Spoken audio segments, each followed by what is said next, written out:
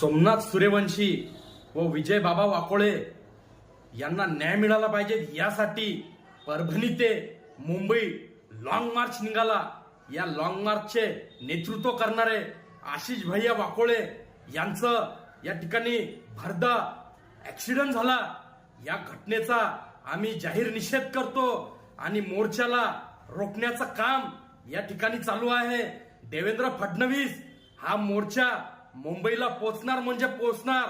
कोणाचा बाप या मोर्चाला रोखते ते आम्ही बी पाहतो। या निळ्या वादळाला रोखण्याचं काम करू नका।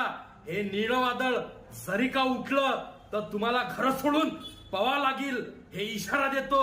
आणि हे निळं वादळ रोखण्याचे प्रयत्न करू नका। रक्ताचा शेवटचा थेंब असेपर्यंत या लॉंग मार्च मोर्चात हा भीमसैनिक खंबीरपणे उभा आहे। या मोर्चा मुंबईच्या दिशेने निघाला।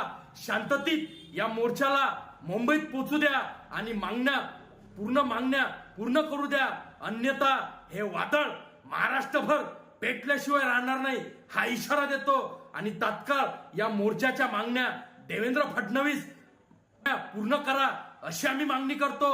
हा मोर्चा रोखण्याचे तुम्ही प्रयत्न करू नका, अन्यथा यापेक्षा मोठं तीव्र आंदोलन या महाराष्ट्रात झाल्याशिवाय राहणार नाही हा आम्ही इशारा देतो। आणि या घटनेत जनउठाव आता कदापिही थांबणार नाही।